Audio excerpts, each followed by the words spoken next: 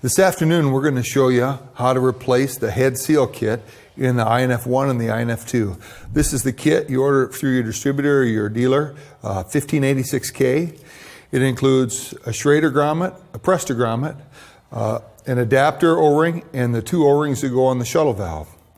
Starting off with the INF-2 head, we have the Schrader and the Presta. We'll take the 10 millimeter hex and remove the disc that holds the Schrader side in. The shuttle valve should bounce up and down nice and free. If it doesn't, it's because of being used with puncture-resistant fluid or possibly not having a water separator or filter on your air compressor.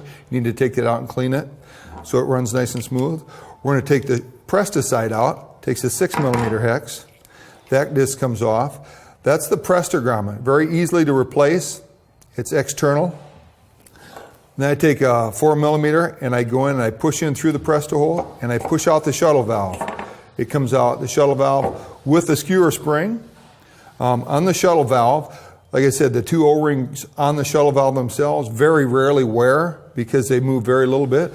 But if you're going to take it apart, we suggest greasing it. We use a silicone-based grease we get from a local auto parts store. Silicone-based lube is what you need to use with rubber so they don't shrink or deform. The Schrader grommet is inside the shuttle valve. Use an O-ring pick to pick that out and then place the new one inside. It's a definite specific shape. So when you take it out, you want to make sure that you get the new one replaced in the same way. I like to keep them lubed up so they snap in there nice, but it's very small and it fits down inside. Goes in very easily. You want to make sure that it's down inside snug. When you reassemble it, the skewer spring drops in large end first. Make sure that's upright. The shuttle valve goes in with the stem down. Make sure you have plenty of grease on it. When you drop it in, it should bounce up and down nice and freely like that. We take the Schrader cap and the 10 millimeter and just snug that back up. On the Presta side, we drop the Presta seal in. Take our Presta disc or our Presta cap.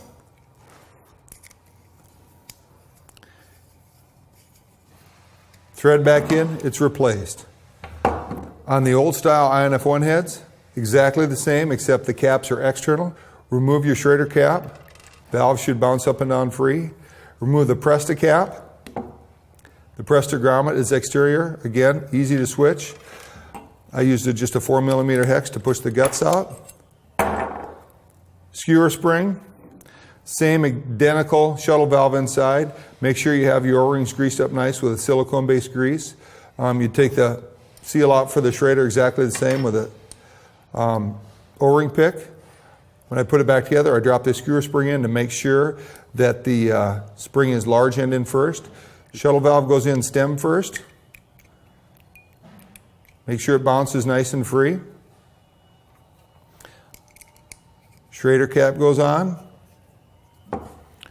Presta seal goes in. Presta cap is replaced. Very easy.